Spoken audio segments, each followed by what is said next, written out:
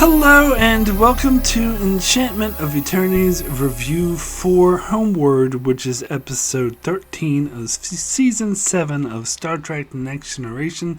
This video is a part of a series of videos where I review episodes of Star Trek: The Next Generation one episode at a time. In this video I cover the 7th season episode Homeward. So Homeward is the episode in which the Enterprise goes to visit Worf's foster brother, who is on a mission on a pre-warp civilization where he's observing them as a scientific observer, but they soon discovered that the whole world is going to die, killing off an entire civilization.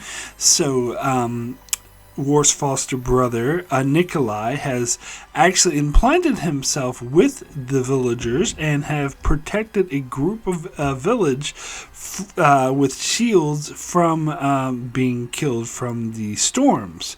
Picard is furious that he violated the Prime Directive, and Nikolai says he has a plan to save the one village by using a form of deflectors. Picard insists that he will not compound his violation of the Prime Directive with another gross violation, and that orders that nothing be done to save these inhabitants in order to protect and ensure that the Prime Directive is followed. Nikolai is very much against it, and he's very upset. He just asks to get his an uplink to the planet so that he can get his work. However, after the planet is destroyed and the entire civilization apparently killed, they find out that Nikolai had tricked the Enterprise and had beamed up the entire village and put them in holodeck and made the holodeck imitate their world so that the inhabitants still thought they were on their home world when in fact they were on the holodeck. Picard is furious, and Worf too is furious, saying that he brought dishonor to him. But Nikolai says he has a plan. His plan is to find the civilization another world to live on, and that they could use the holodeck to gradually change the terrain so that it will eventually look like the world that they go to, and then they can beam them down to the new world, and this new civilization will have no idea that they left their world. Now, Picard doesn't trust Nikolai, but he has to go with the plan, and he sends Worf in to keep an eye on his brother. Things don't go very well for him. The two of them have a lot of brotherly fights. Worf finds out that he is in fact mated with a one of the civilization, what are they, the Boralans, I believe, and he's very unhappy with this. She's going to have his child, and he said that he dishonored her, but he said that he didn't because he plans on staying. But Worf insists that he will not let him stay behind, and the two of them getting in the fight. But then the holodeck starts to malfunction, and their whole plan is at risk of falling apart. And then they beam them down to the planet, and everything is safe. And Worf then parts with his brother in good terms and tells him that he can in fact stay behind, and he's planning on staying behind to raise his child. Meanwhile, while they were still in the holodeck, one of the Boralans slipped away and discovered the Enterprise and started wandering around the corridors, where he was, of course, very panicked and freaked out. And Picard and Deanna told him about what was really going on, and he didn't know what to do because he didn't want to tell his people because they would think he was crazy, and if they did believe him, it might destroy everything that made them who they were. And so he decides, sadly, to kill himself instead. So the plan did not go off without a hitch. There was a hitch. Anyway, so this is always one of my favorite episodes of season 7. I couldn't find anyone who liked this episode as much as I did. It's not, I mean, there were some people who thought it was okay, but yeah, a lot of people didn't like this episode all that much. I always liked it. Always. Since the first time I saw it, it was always a favorite of mine. I thought it was a very powerful episode. Now, before I get into any of that, I want to discuss the Prime Directive. So, this is a strong source of contention of this episode, shall we say. It is a source of a lot of people who don't like this episode. Has to do with Picard's behavior involving the Prime Directive. Now, one thing I will say is I think this is the best Prime Directive episode. Or to be clear, I think it's the best episode that happens to be about the Prime Directive. I think the best episode that focuses on the Prime Directive, or that's best for being a Prime Directive episode, is Who Watches the Watchers. But this is just a better episode than Who Watches the Watchers just all round. But it just so happens to be focusing on the Prime Directive, but Who Watches the Watchers does a better job of focusing on the Prime Directive, if that makes any sense. I've heard other people say their favorite was First Contact, the episode, and as I mentioned when I covered that episode, I think that episode's overrated. I didn't really care for it all that much. Like, it was okay. I think this is way better. Who Watches the Watchers is way better. Pen Pals had a lot of issues, and it's not that good of a Prime Directive episode. But I'm going to circle back to Pen Pals. So, anyway, let's talk about the Prime Directive. Dun. So,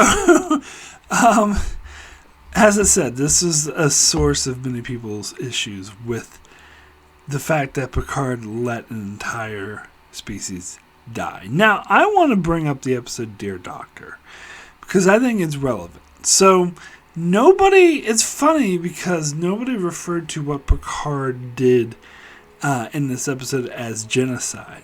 However, in the episode Dear Doctor, a lot of people did refer to it as genocide. And they're both similar cases. In both cases, the main characters, the Enterprise crew, come across a species that is dying, and they have the ability to help them and choose not to. Now, in the case of Dear Doctor, it was a virus. In the case of Homeward, it was, the planet storms or whatever is going to become uninhabitable. So in one case, it was an entire world that was going to become inhabitable, whereas in Dear Doctor, it was just one species. In fact, two sentient species inhabited that world, and only one of them was going to die off of the virus, which is what created a bit of a situation there. So I talked about, and I should say ranted about how in my review of Dear Doctor that people who say it's a genocide are factually incorrect. You cannot commit a genocide through inaction. Now, this does not attempt to speak to the morality of it. Like, you could still say it's immoral, or it was the wrong decision, or not a moral decision. That's a totally different subject. It's not a matter of morality, it's a matter of language. And the language of the word genocide, you need to do something. Like, it's right there. If you look up the definition of genocide, it's like, well, I don't have it in front of me. I was just listening to like 5 different definitions of genocide that the United Nations use, and each of the 5 involve doing something. Like, you have to actively do something. This argument that inaction can be genocide is just rubbish. It reminds me of the Seinfeld finale, the series finale, where they all got arrested for the what do they call it? It was the Good Samaritan law, which Apparently these do exist, but they're nothing like how they were portrayed on Seinfeld. It's like you get a $25 fine or something like this. They had a huge trial and threw them in jail, and none of that would happen in real life. And not many places have these Good Samaritan laws. And so, in other words, it was just nonsense, and it was goofy the way it was portrayed on Seinfeld. And that's people are applying the same logic to this, saying it's a Good Samaritan genocide law. That if they can't help, they must help, otherwise they're just as guilty. Which, there's a reason. Now, again, you can question morality. You can throw morality in there. You could say it's the moral thing to do, but that's a completely different argument as to whether or not inaction is genocide. Now, the funny thing, as I said, I'm surprised nobody or at least I haven't heard anyone accuse Jean-Luc of committing genocide. People certainly did with Archer and Phlox, and arguably what Picard did, and I will actually make this argument, what Picard did in this episode was worse.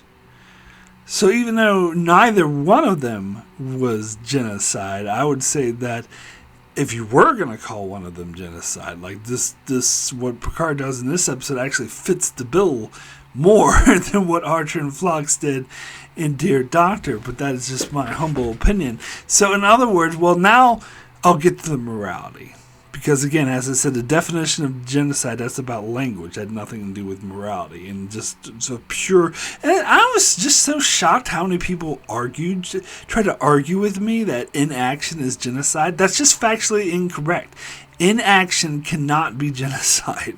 Like, the whole definition is you have to do something for it to be considered genocide. Because... Alright, so here's the thing. In Dear Doctor, it was the virus that that was committing the killing, that was killing off the people. In this episode, it was the natural storms. Now, you could say, if you dropped a nuclear bomb on a country, then you could make the argument, it's the bomb that's killing the people, not the, people launching the bomb. But that analogy would be completely off base. That doesn't work at all, because Picard didn't cause the storms, and Archer and Phlox didn't cause the virus. These were naturally occurring things that they just happened to witness, and they chose not to interfere. They chose inaction, whereas if you drop a nuclear bomb on someone, that is action. You are taking action. You are directly responsible for it, where Picard is not responsible for the storms, and Archer and Phlox are not responsible for the virus. So, not genocide. Sorry. Just a matter of fact, a matter of language, it is not. Now, let's get to morality, which again, as I mentioned, totally separate topic, a lot more subjective. In the case of whether or not it's genocide, that's just a fact. I'm giving you objective facts that it is not genocide. But in the case of morality, this is where we get into opinion. This because it's a lot more subjective, and because morality tends to be. So I will give you my thoughts, my opinions on whether or not it was morally objectionable or morally acceptable. And in the case of Dear Doctor, and I think I mentioned this when I talked about Dear Doctor, I do think it's morally acceptable. I think that Picard and Phlox did make the right decision. Archer. Archer and Phlox made the right decision. Because there was another species that potentially was being oppressed, and they could have had a very sort of rough life.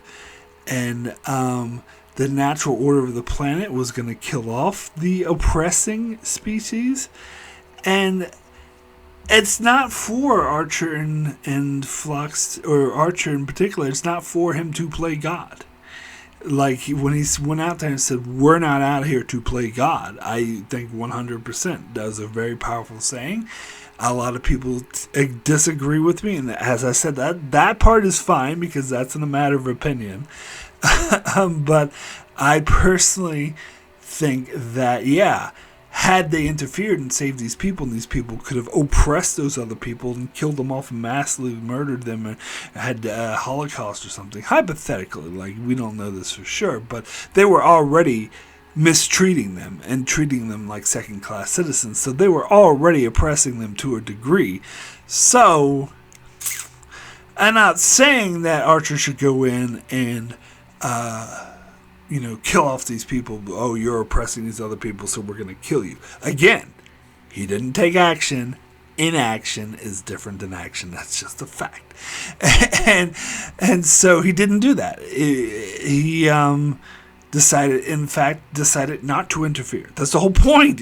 We're not going to interfere. You guys handle your shit. And people get so caught up in the term because they use the term evolution. All these people are like, oh, that's not how evolution works. That's actually kind of irrelevant. It doesn't matter if they're misusing the term evolution or not.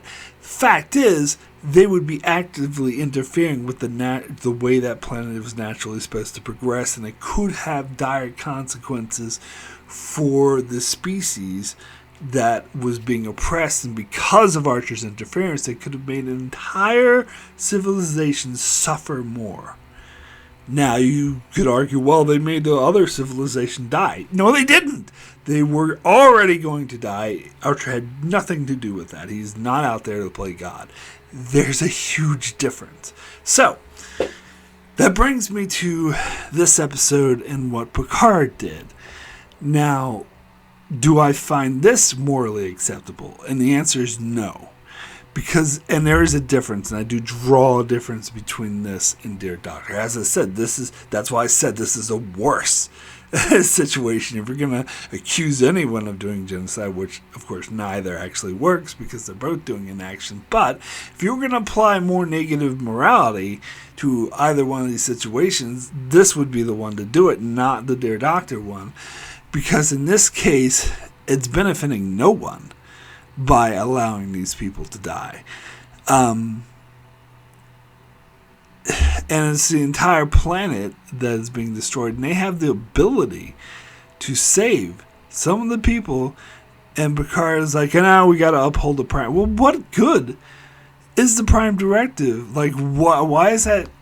What is the argument here of why this is the moral thing to do? Now, the biggest, nugget of an argument that I could come up with after racking my brain of what the moral upside would be of allowing this species to die is the hypothetical argument that you can still throw in that Picard's not out there to play God, and that by playing God and choosing to save these people who would have naturally died if they didn't, they're not supposed to interfere. They're not supposed to save them. It's not the same thing as meaning helping a alien species that's already capable of warp, because they're capable of warp. They're aware of other worlds, whereas Picard would be doing this without their knowledge, without their consent. Obviously, they would consent to being saved, though. But there's a bit of a gray area, as we will find in this very episode, with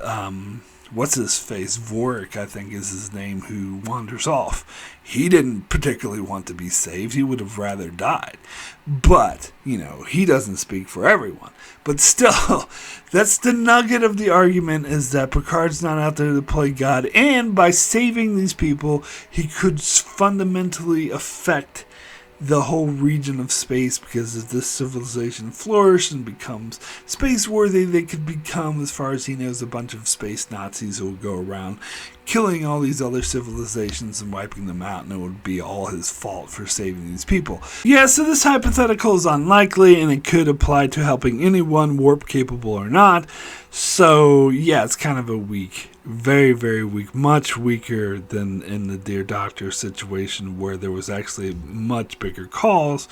So they could affect the entire civilization and their whole outcome, and by interfering, and so it's not up to them to interfere. Whereas in this case, the side effects of interfering are very negligible compared to the effects of just simply letting a whole species die. And this kind of gets into the next thing, which is how this is out of character for Picard. Because, I mean, this is kind of in character from his attitude with Who Watches the Watchers when he told Dr. Crusher he should have just let the guy die rather than beam him to the Enterprise. But in that case, he was just talking about one dude, where here he's talking about an entire civilization. But I would say it's out of character, particularly after the Inner Light, because if he had the chance, he was on the planet that was dying. Well, not really, but he thought he was. If he had a chance to save them with the Enterprise, you know for damn sure he would do it. Not even that. I heard this joke from another reviewer who was reviewing this episode that if Nikolai really wanted to save these people, he should have had this little girl become friends with Data and have her record a message crying for help, and then Picard would have saved them. That's a reference to the episode Pen Pals. So, yeah, and on top of that, Picard saved the people for Pen Pals. He decided to do that in this episode. Fuck him, decided not to do it. And the difference is that Data didn't have a friend on the planet. And I complained about that in that episode, Pen Pals, which, by the way, is not a particularly good episode. Really didn't really like it, because unlike this episode, you don't get to know the people in question, and you don't feel any attachment to them. They gloss over Data's entire relationship with this girl takes place off screen in between commercial break. So yeah, that was a bit of a disaster. But on top of that, one thing I hated about that episode wasn't the fact that Picard saved them, because I actually, in that case, I also agree he should have saved him. It's why he chose to save him that I thought was dumb. And it wasn't because he wanted to do the right thing and prevent all these people from dying, because he ordered them. They had this philosophical discussion with, LaForge and Pulaski and Worf and Riker, and they all were debating in Troy and debating the ins and outs of the Prime Directive. But he came down to the decision that, no, we need to honor the Prime Directive. I order you to just let it be and let them all die and not interfere. But then the little girl called Data for help, and I was like, Data, can you hear me? And Data went over to turn off the message, and he was like, stop. No, we can't do it. We can't let them die. Which, I'm sorry, but just because you heard a little girl crying for help, I know that's heartbreaking, but you either are going to do it or you're not going to do it. Because that little girl would have died regardless if you had decided not to help them. It's just because you had to hear her voice. It was and plus, Data was friends with her.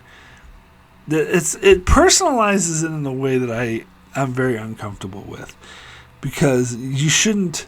I know it's human tendency to give special treatment or care more about people we know personally.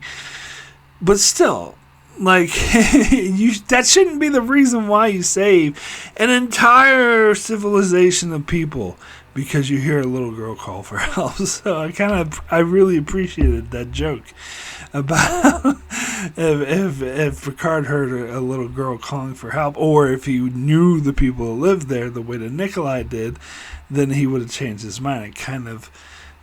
But anyway, as I said, Picard, I don't know, it seems out of character for him.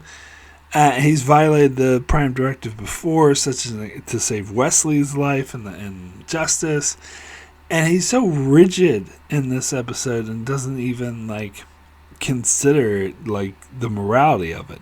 And that is the one thing too, and I believe that this is done for plot convenience or plot contrivance because they wanted to have an episode, and and if Picard wasn't very strict about letting them die, then they couldn't really do this episode with Nikolai beaming them up in secret and putting them in the holodeck.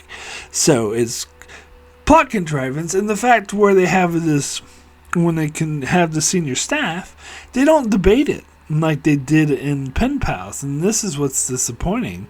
And only Crusher stands up for it, and she has kind of a weak defense of it.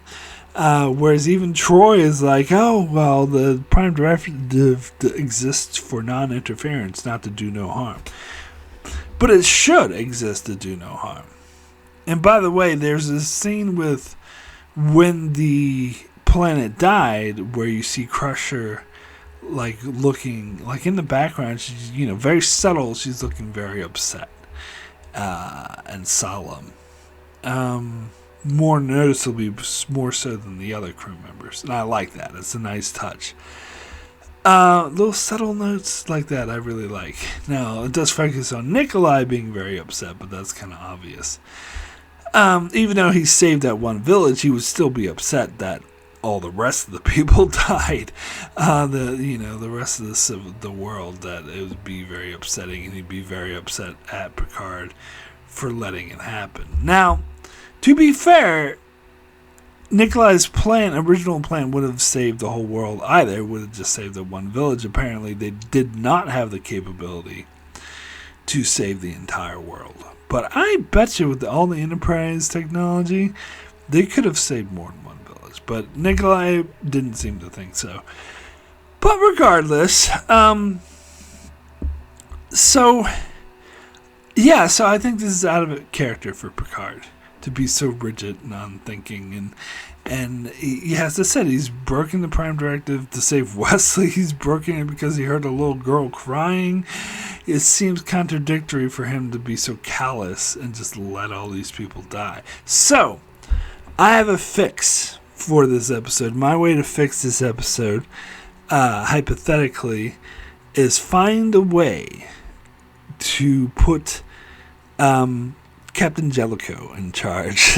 Maybe Picard has to go off on some other secret mission or something, or I don't know, he's on vacation or something, and instead of having Riker take command, Admiral Cheoff goes like, no, I'm putting Captain Jellicoe back in charge. And so Jellicoe's in charge, and he's the one who's rigid about the Prime Directive. I could fucking buy that. I would buy that for $1 million. I would easily buy that. Jellicoe be like, no, we gotta honor the Prime Directive. It doesn't matter if these people die. Now that I could see, but that's kind of pie in the sky stuff. But this kind of gets back to my whole point, because you know what? There's some reviewers I watch who are like, whenever they enact a Prime Directive like this episode or several other episodes, like Who Watches the Watchers, or I think Time and Again and Voyager or Dear Doctor, they're very, very against the Prime Directive, like saying the Prime Directive is evil when used in this manner. Like, if you're using it to say you can't give a primitive species super technology in which they might destroy themselves, then that's a bit more questionable. But if you're doing it to save lives, then fucking do it. Doesn't matter about interference. Interfere away. And on the other hand, there was a group of people who complain every time that Picard violates the Prime Directive and says, or anyone violates the Prime Directive and says they should be court-martialed. They're violating General Order Number 1, supposedly the most important rule of the Prime Directive. Like, for example, in Justice, when he saved Wesley, that Picard should be court-martialed and thrown out of Starfleet for doing that. And like in Drumhead, when Sati mentioned that he broke the Prime Directive 9 times, some people were like, oh good, someone's finally calling out on him for violating Starfleet's number 1 rule. But here's the thing, and there are some people who have jokingly called it the Prime Suggestion, because characters break it so often. But here's the thing. This is where I stand on the Prime Directive. Because, yeah, some people despise it and hate it. Some people think, well, if you're going to do it, then you should follow strictly, because it's General Order Number 1. It should be applied, like, rigidly and strictly. And my opinion of the Prime Directive is, I think it's a good rule. I'm with the Prime Directive. I think it definitely should exist. But it should be the Prime suggestion. It should not be absolute, which is going around with the thing that Riker was saying at Injustice when he said, what, or was it Picard? No, it was Picard who said it. He said that, something about there's laws are never, there can be no justice, here we go. There can be no justice as long as laws are absolute. And Riker says, when has justice ever been as simple as simple as a simple rule book? And boom. That's part of why I actually like that episode more than most people, because for me that was very powerful, and that sums up my feelings on the Prime Directive. The Prime Directive should exist, and in applications even like Dear Doctor, which a lot of people might disagree with, I think it is applied correctly. Because if we look at real life, whenever advanced cultures interfere with less advanced cultures, it's always ends terribly. Like, they're usually enslaved. Even if they're not enslaved, there's usually cultural contamination. Like, they lose their culture, they get ravaged by disease, and are usually subjugated, even if it's not through slavery, but could be through economic means. Like a lot of the third world countries are in these former colonized countries, or so anyway, Prime Directive needs to exist to prevent exploitation. And then the episode, as much as I hate this episode, but in Voyager they had an episode called Friendship 1, where it was before Starfleet had the Prime Directive, and they sent out a probe. They'd be like, here's all this super technology, and they gave it to this world, and they just destroyed themselves with it. Like, that's another good reason. You shouldn't just hand out advanced technology willy-nilly. It's not a good idea. That civilizations need to advance at their own rate, and I agree with that, because they might not know, if they're just given artificially bumped up. And there's been some episodes like Return to Tomorrow where Starfleet's being hypocrites about this, and they want the advanced technology, and I complained about it. I'm like, you fucking hypocrites. But yeah, so I think because that's a bad idea, and that's why the Prime Directive exists, to stop this in other species. So if it's a bad idea for other species, it's a bad idea for Starfleet too. So I believe in the Prime Directive, but it should be the Prime suggestion, because it should not be rigid like these other people suggest. I totally disagree with them. Like, Picard shouldn't be court-martialed for saving Wesley's life, because those people on the Justice Planet were fucking stupid and their laws were nonsensical. There's no reason, and plus it's their own goddamn fault for not even telling Wesley about it and being like, oh, ignorance is an excuse. The fuck it isn't. But anyway, so Picard was 100% in the right to violate the Prime Directive there, and pen pals when he saved all those people. 100. I mean, it was bad reasoning. It shouldn't have been just because of the little girl, but still, 100% right to save those people there, and Nikolai 100% right to save these people here. And Picard actually knows better, because himself is the one who said there can be no justice as long as laws are absolute. And yet here he's treating the Prime Directive like it's absolute. So, out of character, like I was saying. But of course, if he didn't do this, as I mentioned, there'd be no episode, and we need to have an episode.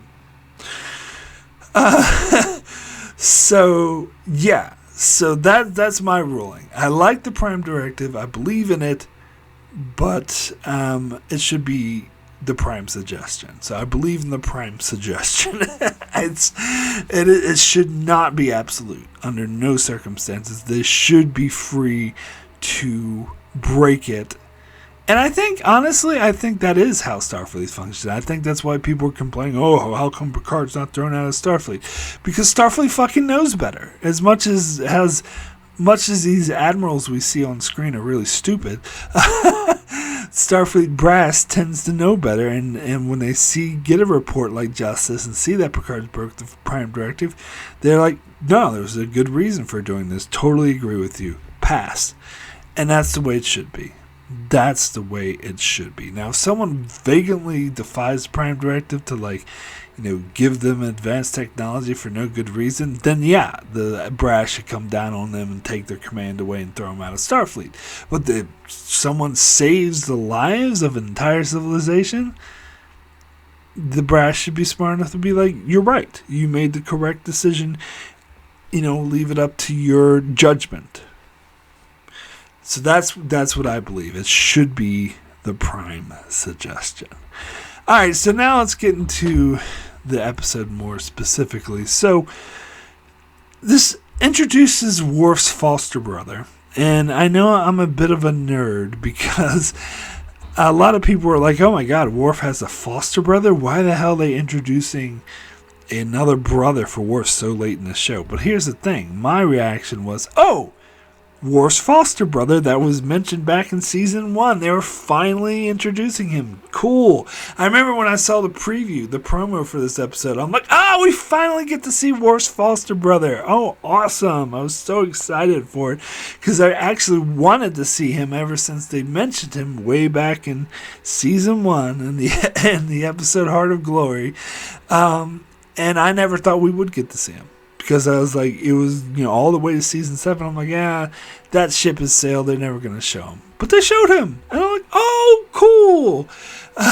So I had to, because I'm such a nerd and remembered it from when I first saw this episode, I had kind of a different reaction. I think I would describe this episode as a first season idea, but with a 7th season style, or season 7 tone or style. But it's more like a season 1 or season 2 idea, like having to do with the Prime Directive and bringing Worf's foster brother aboard, which, as I said, they should have done actually much earlier in the show. Shouldn't have waited all the way to season 7. But you know what they say, better late than never.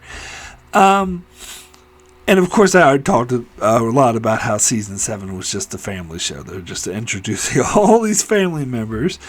Some of them we have heard of before, though. Not all are like Data's mother who comes out of fucking nowhere. This guy was referenced. Sorry, he was back in season 1, and I'm nerdy enough to remember that when I first saw this episode. And then the next episode, Dr. Crusher's grandmother. She was also mentioned in season 1, to be fair, but the next episode's a whole other ball of wax, which I've already covered, actually, but I'll get to the revisited after this.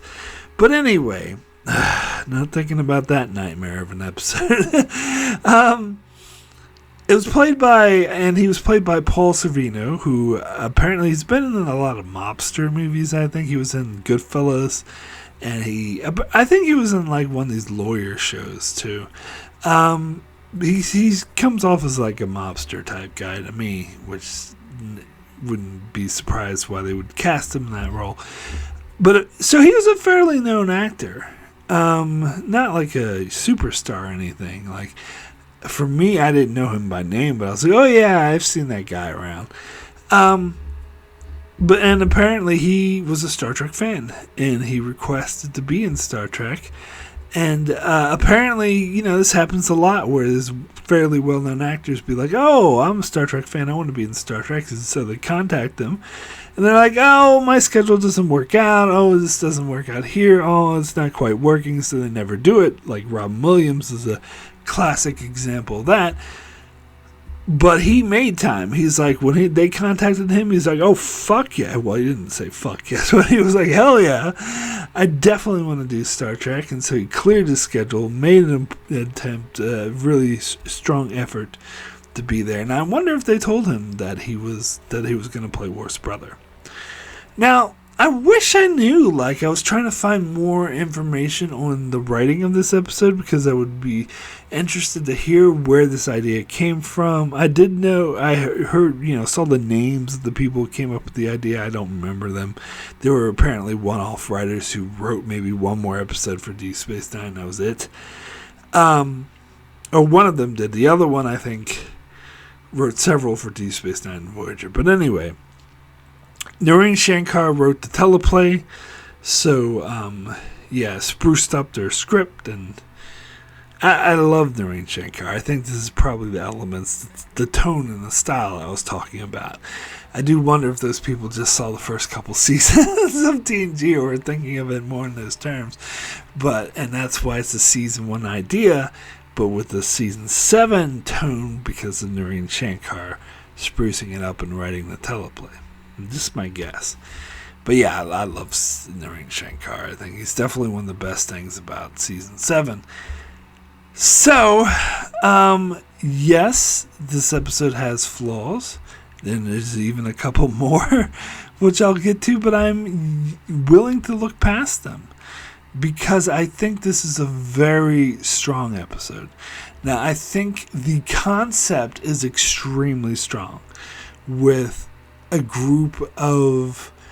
And by the way, I don't think it would be fair to call this a holodeck episode. I mean, you could call it a holodeck episode. It's not a trapped in a holodeck episode, which is probably why I like it a lot better. I've said before that Ship in a Bottle is my favorite holodeck episode, and it is, but I forgot about this one. I mean, Ship in a Bottle is still my favorite holodeck episode, but if you consider this a holodeck episode, this might be my second favorite. And part of the reason why is because it's not a trapped in the holodeck episode. It uses the holodeck.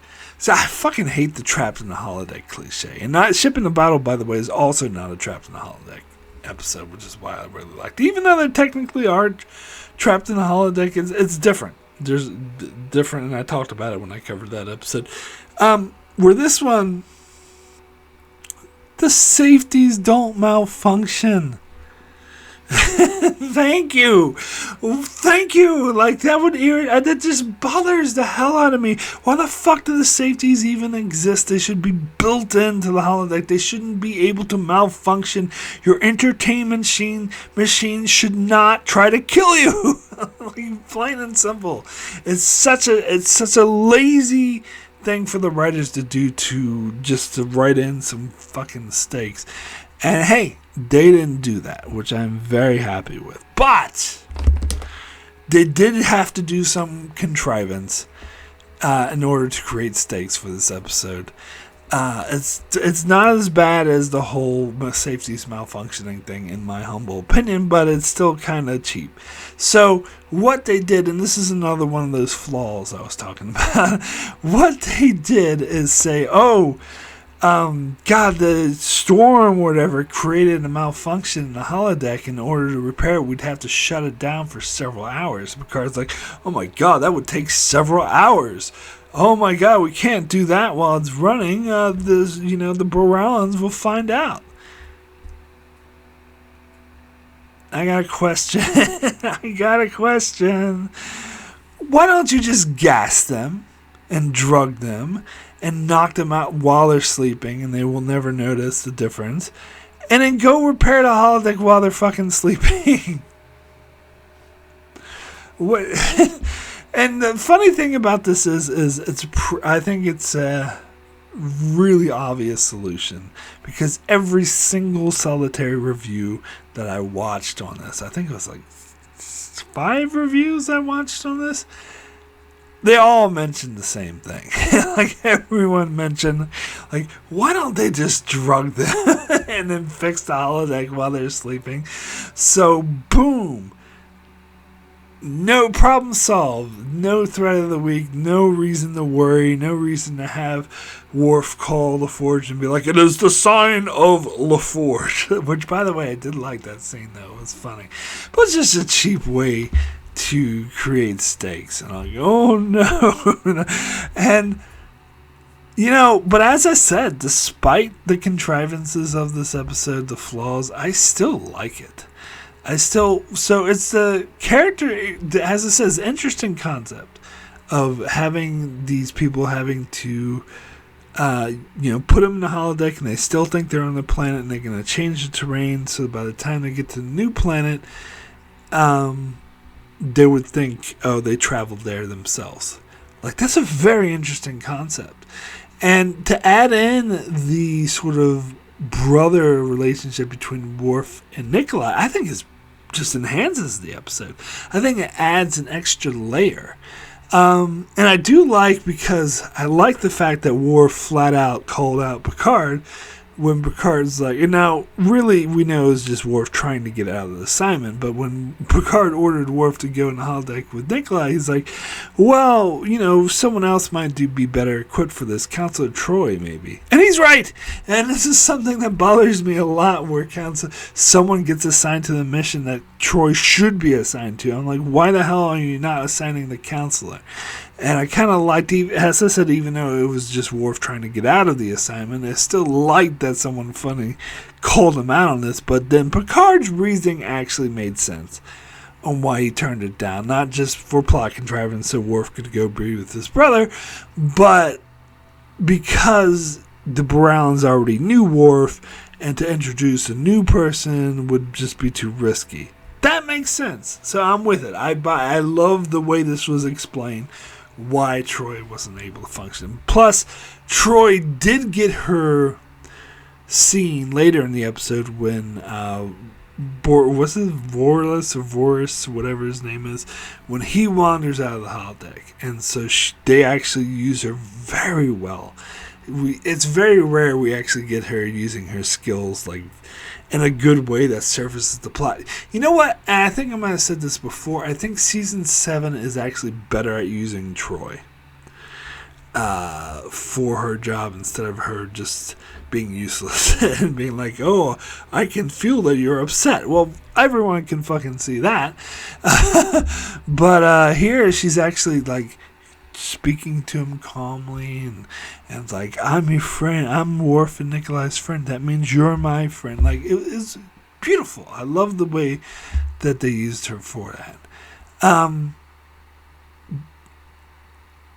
But yeah, so that whole scene with him leaving the holodeck, again, this is another slight contrivance because why didn't they lock the door? They could say, oh, it's the malfunction, but come on. Like, and we saw earlier, it's not like earlier in the episode when Worf tried to go in the holodeck, the door was locked, so we know they can lock the holodeck. In fact, this kind of retcons the whole Barkley episode, the Hollow Pursuits. Why didn't he lock the holodeck? As we saw, the holodeck, when Worf goes to open the holodeck, unable to comply, holodeck is already in use. That implies that you can't even open holodeck while it's in use. Now, none of the other episodes actually followed those rules. Maybe they changed the rules for season 7 though. Maybe after all these people kept walking in on their own private holodeck programs, like, you know what, we should come up with a locking program where it locks automatically unless you unlock it, and senior officers of course can override, but yeah, the holodeck should have a fucking lock. Anyway, and it should have a lock there. Like, especially in a situation like this, you would think they would go out of their way to make sure the fucking doors are locked. But anyway, he wanders out into the holodeck, or out of the holodeck in the hallway, and I had no idea that 10 Forward was right next to the holodeck. Either that or he was walking through the ship for a long time before he noticed. And just so happens, Troy and Wrecker went 10 forward. Just so happens, good thing for him. But anyway, like as I said, I don't have a big issue with all this because it was such an amazing scene. It brought up this interesting complexity. I love this because it's it was a morality tale of, Nikolai's in the right, Picard's in the wrong. He's saving these people and he's forcing Picard to do the right thing and putting him in the holodeck and coming up with this ingenious program to get them to the new planet, and they'd be none the wiser, except this one dude is the wiser. And it sort of shows like the wrinkle in the plan, or how more complex the situation is. It's not as easy as Nikolai thought it would be, and how this guy's life, basically, he was brought to the point where he wanted to end his own life due to what this whole plan, this brilliant plan to save the people. Now, Nikolai, of course, would still say it was worth it because they were able to save the entire village, except for one person. And so that one person, that one casualty, was worth everyone's lives, as, the needs of the many and all that. But it's still tragic. And it's still like, it's sort of dark. It's a really dark feeling. And I think that the actor who plays this role, which he appears several more times in Star Trek, he plays, what's his face? Ensign, whatchamacallit, and Voyager, Durst, that's his name. He appears in 2 episodes. One of the episodes he's killed by a Vidian, and the same actor plays the Vidian. That kills his character. And then he's also in DS9's episode In the Cards, where he plays that, crazy guy, talks about the soulless minion of orthodoxy or whatever. So he's gone on to have quite a career. He's been in a lot of shows, like I can't even remember, but he's been in a lot of popular shows that I don't watch. But anyway, he was starred in some miniseries recently. But anyway, so he's gone on to have a good career, and it makes sense because he was a really good actor, and I think he did a fucking good job in this role. The way that he was behaving when he's out of the holodeck and he was wandering around the ship, and how, just frozen with panic that he was, and how he's like, help me, and he just doesn't know what's going on. I think this is a very good portrayal of what it would be like for someone who, is from a pre-warp, maybe 16th, 15th century level of technology, 15th century level of technology, maybe even earlier than that, might even be 8th century level of technology, finding themselves on the Enterprise, how freaked out they were. Now, they also did this in Who Watches the Watchers, to be fair, but to me, this was a hell of a lot more powerful. Just because Picard, it was accidental, where in the case of Who Watches the Watcher, Picard did it on purpose, so he was prepared for it, he had a whole speech, and he had a reason for doing it, because they saw him as a god, and he was trying to dissuade her for that, where this is someone who's not meant to be there. Picard never okayed for him to be on the Enterprise, and he was brought there against his orders, and then once he's there, he's like, okay, we gotta do this, and then he was never meant to leave the holodeck and find out where he really was. And so, and as I said, it has this element of this dark sort of element of this is when something goes terribly wrong. And to see his interactions with Picard, where he's saying, I don't know, and freaking out on what decision to make, that was powerful stuff. I really love this stuff. I think it was great storytelling, great acting. But I will say that the interesting thing is that it happened to be this one character who they were developing as being kind of the most traditionalist amongst their village. And so he was probably the worst person to discover the Enterprise because he probably handled it the worst. I could imagine any of those other characters, say, for example, Cassidy Yates, she if she wandered out of the Enterprise, she probably would have took it better. And especially if they mentioned Nikolai, he's really from here and Worf's from here and blah blah blah. She might have been shocked at first. Oh my God, he's an alien, but she would have adjusted to it a lot easier and wouldn't have taken her life. She would probably went back in and just told everyone about it and say, hey, Nikolai, you got to back me up. And he'd be like, all right, he would do it because he loves her. Or maybe she would choose not to. Maybe she would just live in secret and say, this is our little secret. Either way, I think she would be able to live with it. And I think most other people in that village would be able to live with it. He was the traditionalist, though. He had this attitude of, well, how can, if I tell them that our world is gone, this will destroy everything that we are. I think only he would have that attitude. Maybe someone else in the village, hypothetically, because we don't know everyone. But, not many. I think most people would have actually been able to handle it. So I think that's the reason why it was written that way.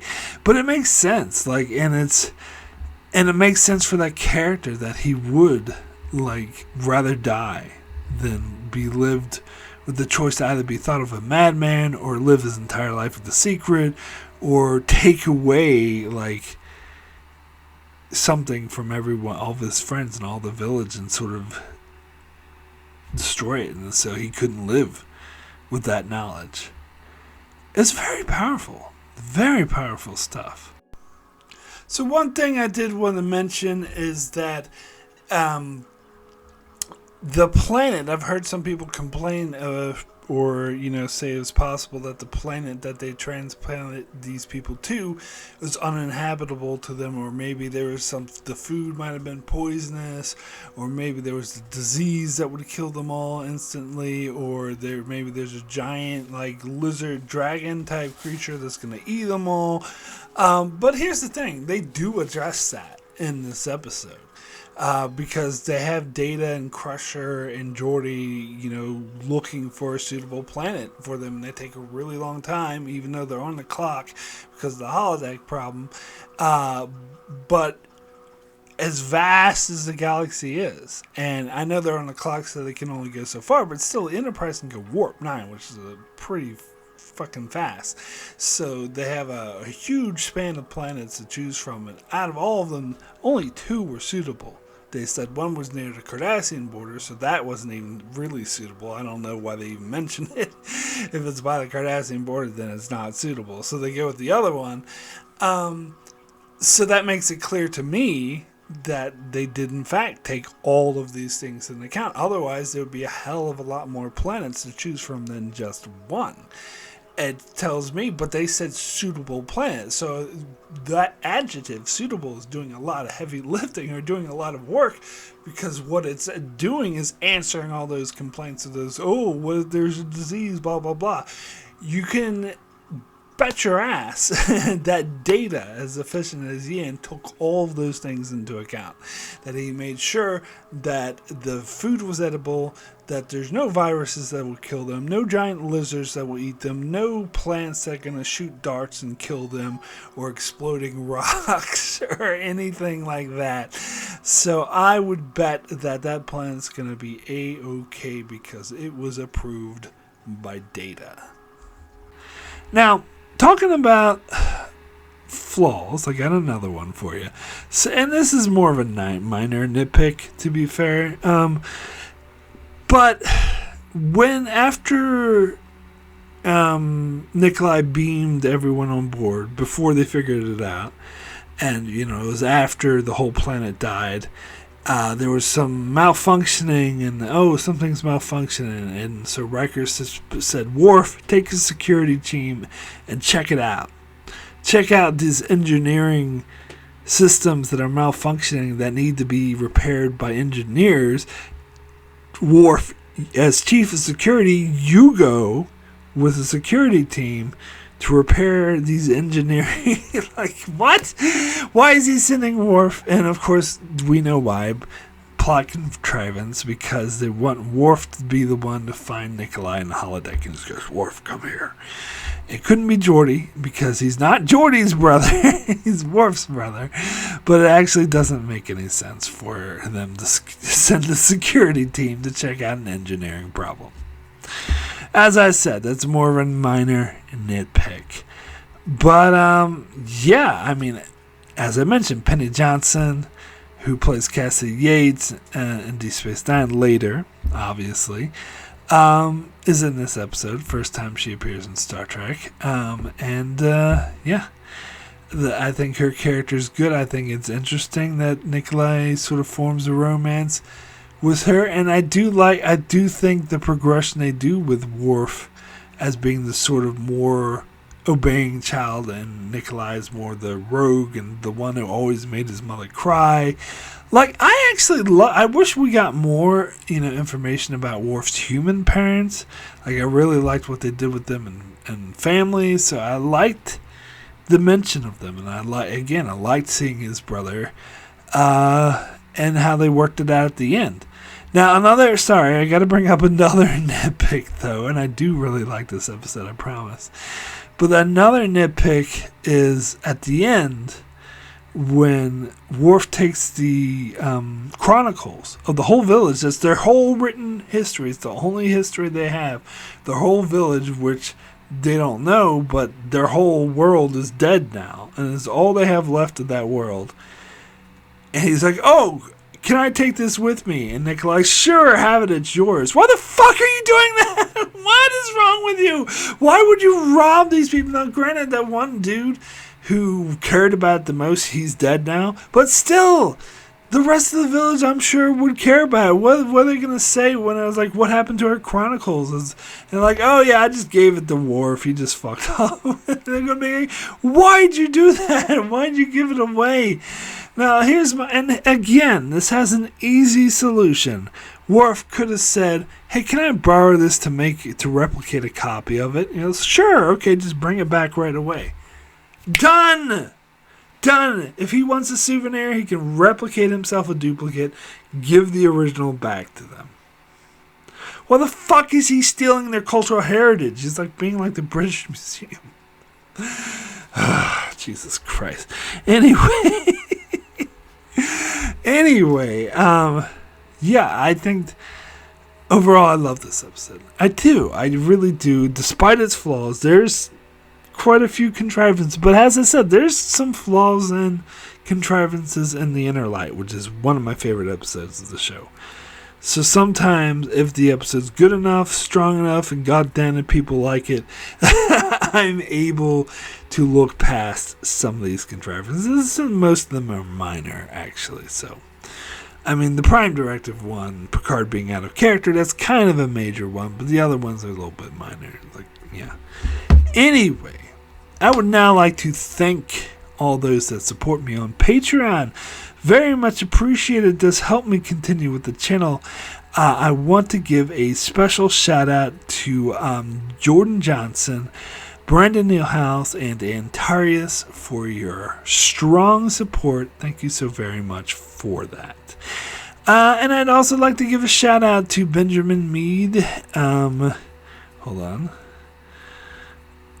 Get this right. Benjamin Mead, Greg Marley, Francisco, Chuck Hooks, Kyrie091, Anthony D, Benedictus, Ricky, Matty Jester, Joel LaFons, Alessandro Miguelicio, Norman Buchwald, Stephen Kennedy, Britton Berg, and Allison Fordyce. Thank you all so very, very much for your support. So, we do have a few patron comments on this episode. First comment is from Kyrie091, who says, "Homeward, more like known turd, because this episode is known to stink." I gotta say, Mark, when it comes to this episode, as soon as it starts, I find myself saying, "I have had enough of you!" You love that saying, and I love it too, but disagree with you on the episode, though. I don't think it stinks. Anyway, next comment is from Stephen Kennedy, who says, "Picard, this is one of those times when we must face the ramifications of the Prime Directive and honor those lives which we cannot save. In other words, we choose not to save them as we are in Starfleet. Nikolai, I find no honor in this whatsoever, Captain. You will forgive me if I don't stay." I 100% agree with Nikolai Roshenko on saving the Borans. If I was in Starfleet, I would have resigned straight away. I can't believe that Picard was willing to let the Boran people die because of the awful Prime Directive. I know why the reason is that everybody on the cast, including the writers, didn't give a shit if the Borans lived or died. It's a season 7 episode and no one will care as the show is almost over. The worst thing about this episode is Worf.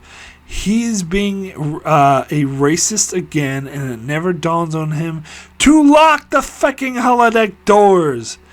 Worf, how could you have made it with the Boran? What were you thinking? Nikolai, I don't owe you an explanation. This is a matter between the Bora and me. Worf, as usual, you were thinking only of yourself. Nikolai, and as usual, you're here to point out the error of my ways. Worf, you have treated the Bora with dishonor. Nikolai, I have not. I love her and we're going to raise our child together. Worf, that is not possible. I cannot allow you to stay here. Nikolai, you ought to kill me first. The next time Worf and Nikolai are talking after they saved the Borans, Nikolai, I told you would have to kill me to get me away from here. Worf, I do not want to fight you, Nikolai. I know what happened. Deanna Troi told Worf to stop being a prick and hit him over the head with a spoon. She said, accept your brother's wishes. So my rating is 4, but it deserves a 0. At least Paul Severino cared about the Boran people to save them. Zek time again. Shame on you, Starfleet, and feck the Prime Directive out of 10.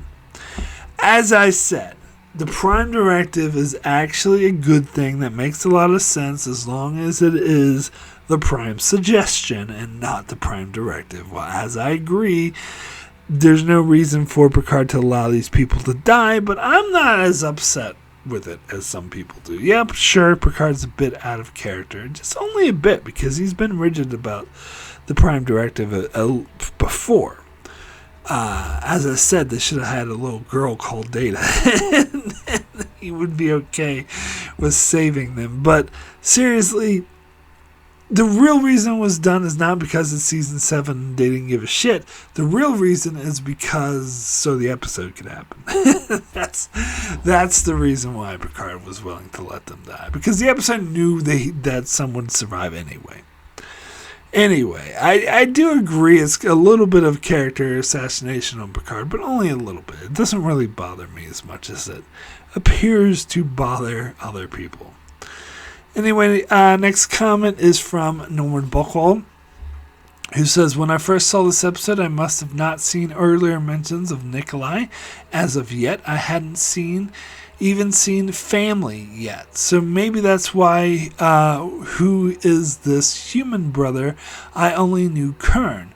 And so I was a bit puzzled by it. I had first seen First Contact and Who Watches the Watchers, though, and I liked the idea of yet another Prime Directive episode, this being the second of what to do about a more primitive culture that could be wiped out. Granted, I hadn't seen Pen Pals yet. And the idea of an anthropologist rebelling and taking advantage of the Enterprise was a good method, but I wonder why Worf's brother. I guess of the other two anthropologist characters we knew couldn't do it, what with Galen having kicked the bucket, and it wouldn't seem to be in Vash's character. I will stop you there, just as a nerdy little fact check. But Galen and Vash were archaeologists, not anthropologists. Anyway, sorry. But anyway, but it might have made more sense to have Picard confront a rival instead of Worf. Given what we have, though, I did like the touches and sibling rivalry they managed to convey in just this one episode between Worf and Nikolai. I have to admit, I wouldn't have minded Nikolai appearing again, with him looking oddly at Cassidy Yates and Deep Space Nine and say, "How do I know you? LOL." Unless I don't know, Nikolai, for some odd reason, had to have his mind wiped too. And I'm surprised Worf didn't try to do that on Alexander. Yes, there's going to be much ranting from me when we get to a certain Deep Space Nine episode. I'm warning you. Don't worry, I'll have a lot of ranting to do myself about that particular episode. As for Picard being steadfast, no desperate little girl's voicemail, I guess, was not around, and Admiral Nechayev getting into his face about Hugh may have something to do with it. Which, if that's the case, shame on you, Picard. To add to all this, to have everyone there on the bridge watching the planet being destroyed, thinking all the people are also dying at the same time, is almost as a Voyager bridge crew response to a pleading Tuvix. It's uncanny and oddly disturbing. But as for the holodeck ruse and the problem/dilemma handled well, with one who accidentally leaves the holodecks and finds himself seriously troubled in 10 Forward and his tragic suicide, that was good stuff and definitely introduces effectively the pros and cons of the Prime Directive. And with all this, I am almost tempted to call it the second best PD episode of all of Trek. I always have a soft spot for Who Watches the Watchers, so I'm going to give this episode 8 mysterious what in the world thunderstorms are happening out of 10. Also, I hope Nikolai was left with some advisement on their new planet, what is poisonous or what not, obvious reasons. As for Penny Johnson's debut, she did fine, and glad that we have her as a recurring character in DS9 and as a legacy type of actress who is pretty good on her role on The Orville. It is tempting, I'm sure, to call it this all the same character and ask what happened to Nikolai's child. And between this one and DS9, it's surprising she's not carrying an AI baby at the end of Orville, LOL. Well, I stopped watching the Orville after season 2, so... Oh yeah, that's right, she did have a little romance with that robot dude in season 2. I forgot about that. But anyway... So I would not compare the scene where they were watching the people die to Tuvix.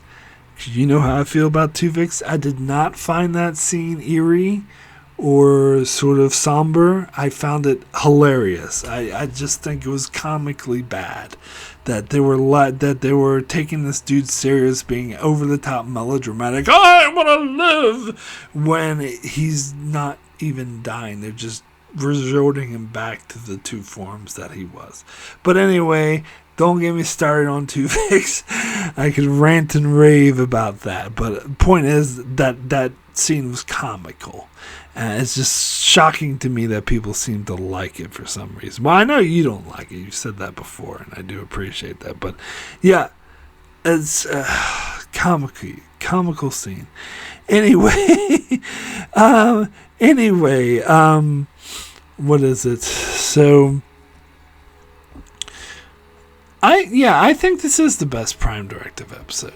And I also have a soft spot for Who Watches the Watchers. It would be that one or this one. And yeah, I do appreciate a lot of the things that you appreciated about this episode. And yeah, there's certainly some issues with it to be overlooked. But yeah, I thought it was particularly powerful. Yeah, so, and of course I did know about Nikolai's brother, Worf's brother, Nikolai. He wasn't mentioned in Family, though. He was only mentioned in Heart of Glory. So, I thought they had, retconned him off the show when they didn't mention him in Family, to be honest. So, I was surprised, but pleasantly surprised to see him in this episode. So anyway, next comment is from Antarius, who said, And the family season continues. This is my top 5 episodes that make me really angry towards the crew. I especially disliked Picard's comment that Nikolai's career is now over. This was totally out of character in my opinion. Conservatives will certainly disagree, but I strongly believe that the purpose and consequences should be observed when interpreting a law. The Prime Directive was clearly established to protect civilians from interventions that interrupt their natural development and to prevent imperialism by the Federation. The importance of the directive is shown in the apple. The well-intentioned interference by Kirk probably leads to the downfall of the civilization, because without further help from the Federation, it is hard to imagine how they are supposed to take care of themselves. There are certainly difficult borderline cases should the Federation intervene in a catastrophic epidemic, or does this prevent a giant leap in medical research or the establishment of modern hygiene standards? Or when a dictator carries out a genocide, or does this prevent the breakthrough of the freedom and democracy after these catastrophic times? But in this case is clear. Failure to intervene leads to the death of an entire civilization. It is therefore very clear that following the rules and procedures, consequences that are exactly the opposite of the purpose of the law, which shows that a different approach is required in this case, especially since the rescue is so easy. Overall, that should be the standard procedure. I understand the holodeck is basically magic, but still, the holodeck seems to be too small to host so many people. They should be standing really close together. The guy who leaves the holodeck is supposed to illustrate how dangerous this procedure is, but he would have died anyway if there was no interference. My rating is a 2 out of 10. Wow, 2 out of 10. Very harsh. Very harsh. This is what I'm saying. It should be the Prime suggestion. I agree. I agree. It should not be rigid. And maybe you're right. Maybe this should be flat out written into the Prime Directive that if the whole civilization is going to die, then there's no point in just letting them die. Because I heard someone else describe it as it should be sort of like the Hippocratic Oath, that the Prime Directive thing should be first to do no harm. And if you let people die just because they're primitive or, pre-warp, that's kind of doing harm. That's but it is tricky. What you have to admit though is what Nikolai did here is playing God. I mean, you could say, yeah, that guy would have died anyway if you just left them all to die, but still, like, they are being like gods. They're being like these aliens that transplanted humans to another planet or whatever bullshit, and many other TOS and other episodes they do that, which is not necessarily a bad thing, but it's kind of interfering on a massive scale. Now, don't get me wrong, I agree it should be done. What I'm saying is I don't think it's as black and white as you're making it out to be. I think there is complications involved, but ultimately I do agree that it was the right thing to do, and Picard is kind of out of character for not doing it, or not even considering this. But Norman Buckwald earlier brought up Nechayev and how she ordered him to, if he had a chance to wipe out the Borg, to wipe them out, and that might have affected him. I could buy that, but it's funny he brings that up though, because that is, in that case, that is a case of genocide. What Nechayev is asking Picard to do, what Picard was considering doing in Borg, is genocide, because that is, they are actively doing something, as opposed to being inactive. They are taking the action of introducing a virus that is intended to wipe out the entire Borg. And now they try to justify this by saying, oh, it's not really innocent civilians, it's just one consciousness mind, which, as I said in that episode when I covered Iborg, is not true, because there are individuals who were assimilated against their will and that can be freed and returned to be fully individuals that you are just killing and wiping off. It is genocide, I'm sorry, but it is. So, ironically, people call Dear Doctor genocide what it isn't, but what Admiral Nechayev ordered to do was genocide. So maybe, I don't know, maybe I could buy that had an effect on Picard and why he behaved the way he did in this episode. My whole point is I agree with a lot of what you said, but I don't have a big issue. Like, it doesn't sour the episode for me. Anyway, thank you, patrons, so much for your comments. So my rating for Homeward out of 10 is going to be a 9. Excellent. Yeah, I'm sorry. I really like this episode. Despite its flaws, I know that Picard takes it a bit too far with the Prime Directive, but the reason why is so the episode can happen, plain and simple. And I'm willing to go with the conceit of that because it leads to a great episode. It leads to an interesting concept with taking these pre-war people in the holodeck and pretending it's their world and facing the consequences of that. And yeah, that guy who wanders off, he would have died anyway, but it still shows the downside of doing it, even though it's like, yeah, he would have died anyway, but it's still tragic that he had to go through this horror. Like, it was horrifying for him. It was like a horrible way to die. Now, granted, saving the rest of the people isn't worth giving this guy an easier death. I agree, but still, it still has its tragic aspects of it. Although I will say Picard comes off as a hypocrite. It's like, oh, it's a shame that he died. I would have liked to got him know better. Like, yeah, a couple days ago you tried to kill him. So, okay, I'm contradicting myself. But let me be clear. You tried to let him die. You refused to help him. That's the better way to say it. But anyway, no. And I thought that was very powerful. I love Nikolai. I love his interactions with Worf. I think they were great. I think it added a lot to the episode. Yeah, it was just, to me, a very strong episode. Didn't give it a 10 because of all those aforementioned flaws. Mainly the one with Picard acting out of character. That definitely prevented it from getting a 10. But, god damn it, I do really like this episode.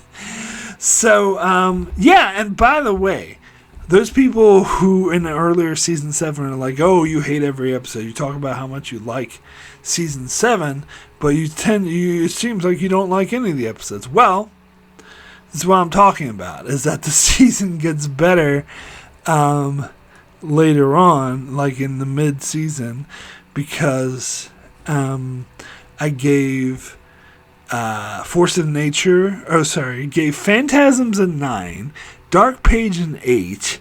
Well, Attached only got a 6, but that's not a terrible rating. Force of Nature an 8, Inheritance a 7, Parallels a 10, Pegasus a 10, and then this episode a 9. So you should probably be able to see how much I like season 7 a lot better than most people do. Now, next week's episode, the next episode I cover is a 1, and in fact the worst episode of the entire show, so that will break the momentum. But after that episode is Lower Decks, which I already did my review for that. That's a 10 as well. So, yeah.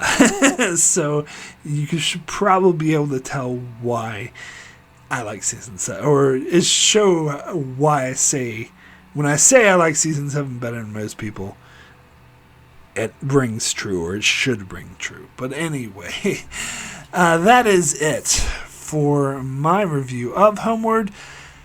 If you enjoyed this video, please be sure to leave a like, leave a comment. If you'd really like to support the channel, you can support me on Patreon. There's a link in the description below. There's different rewards, different tiers for different budgets. You can leave comments that I'll read in my episode reviews. You can have access to a Patreon-only series that I do exclusively for Patreon supporters, where I revisit reviews that I've already made. You get pre-releases 2 weeks in advance, ad-free, and access to request a video for me to do, or request a live stream.